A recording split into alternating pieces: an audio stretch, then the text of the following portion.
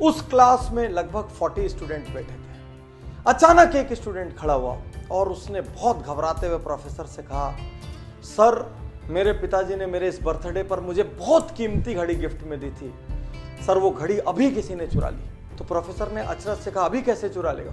बोले, सर अभी जो 5 मिनट का ब्रेक हुआ था उसमें मैं अपनी घड़ी अपने टेबल पर रख के गया था और उसके बाद से वो घड़ी नहीं मिल रही है। प्रोफेसर ने कहा, उसके बाद कोई भी इस क्लास से गया और आया नहीं है, इसका मतलब जिसने भी घड़ी उठाई है वो इसी क्लास में है। प्रोफेसर के मन में विचार आया कि इन लोगों को एक दूसरे के बारे में पता नहीं लगना चाहिए कि किसने घड़ी चोरी की।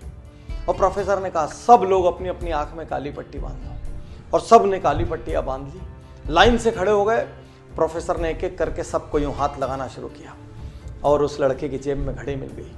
प्रोफेसर ने चुपचाप घड़ी निकाली, घड़ी निकाल के जो मालिक था मुस्कुराते हुए उसके हाथ में दे दी और क्लास नॉर्मल चलने लगी, किसी को नहीं पता चला। अगले 2-3 दिन तक वो लड़का घबराता रहा, हड़बड़ाता रहा, भयभीत रहा। उसको डर था मेरी बात आज खुल जाएगी, मेरा राज आज खुल जाएगा, लेकिन किसी को पता नहीं चला। धीरे धीरे वो सब कॉलेज से निकल गए। बहुत साल बाद अब वो लड़का जिसने चोरी की थी वो अब एक बड़ा इंडस्ट्रियलिस्ट हो चुका था। कॉलेज का रीयूनियन का फंक्शन था, वो उस फंक्शन में आता है, वो अब एक सेलिब्रिटी सा है। वो उस फंक्शन में आया और उसने अपने प्रोफेसर के पास जाके उसके पैर छुए। अब प्रोफेसर से कहा, सर मैं आज आपसे एक बात कहना चाहता हूँ। प्रोफेसर ने कहा, बोलो।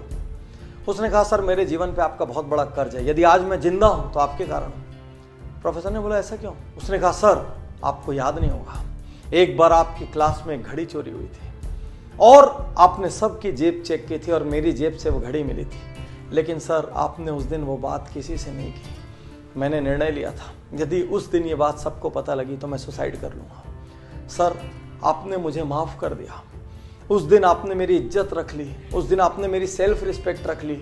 मुझसे गलती हो गई थी सर, लेकिन फिर भी आपने मेरा अपमान नहीं किया। आज मैं जहाँ भी हूँ सर उस लेसन की वजह से, मैं यदि जिंदा हूँ सर तो आपकी वजह से। और प्रोफेसर कहता है, अच्छा वो तुम थे क्या? तो लड़के ने अचरज से कहा, मतलब? बोले, उस दिन मैंने तुम सबकी आंखें तो बंद कराई थी, लेकिन साथ साथ मैंने अपनी आंखों में भी पट्टी लगा ली थी ताकि मुझे भी नहीं पता चले मेरे कौन से स्टूडेंट ने काम किया है। मैं नहीं चाहता था मेरे अपने किसी स्टूडेंट की वैल्यू मेरी नज़रों में हल्की हो या मैं किसी के साथ दुर्व्यवहार करूं। ये सुनते ही वो लड़का जो अब एक नामी इंडस्ट्रियलिस्ट था, उसकी आंखों में आंसू आ गया और वो प्रोफेसर के गले लग के 2 मिनट तक रोता रहा। यही तो अद्भुत महानता है, किसी की गलती पता चलते हुए भी माफ कर देना, किसी को इग्नोर कर देना, उसको उसकी सेल्फ रिस्पेक्ट बचाने का मौका दे देना, पता होते हुए भी कि ये कल्प्रिट है, उस वक्त जाने देना ताकि उसको सुधरने का अवसर मिल सके, अपना चेहरा ऊंचा करके चलने का अवसर मिल सके। आज के इस युग में जहां हर व्यक्ति किसी न किसी की गलती ढूंढ रहा है, परिवार में माँ बाप की गलती, भाई की गलती, जीवन साथी की गलती, ऑफिस में बॉस की गलती, कलीग्स की गलती, कुछ और नहीं हुआ तो देश की गलती, समाज की गलती, राजनीति की गलती, सरकार की गलती, सबकी गलती ढूंढ रहे हैं। ऐसे में क्या हमको ऐसे लोग नहीं चाहिए जो एक दूसरे को माफ कर सके? माफ करना और माफी मांगना ये कायर नहीं कर सकते, ये शक्तिशाली लोगों का काम है। साथियों, इस कहानी ने मुझे इतना इंस्पायर किया। एक प्रोफेसर जो ये नहीं चाहता कि उसका स्टूडेंट उसकी नजरों से गिरे, जो ये नहीं चाहता कि उसका स्टूडेंट किसी और की भी नजरों से गिरे, क्या ऐसे लोगों की समाज को जरूरत नहीं है? जहां पर हम लोगों की गलतियां होने के बावजूद उनको इंसान मान के, उनको मिट्टी का पुतला मान के उनको माफ कर सके।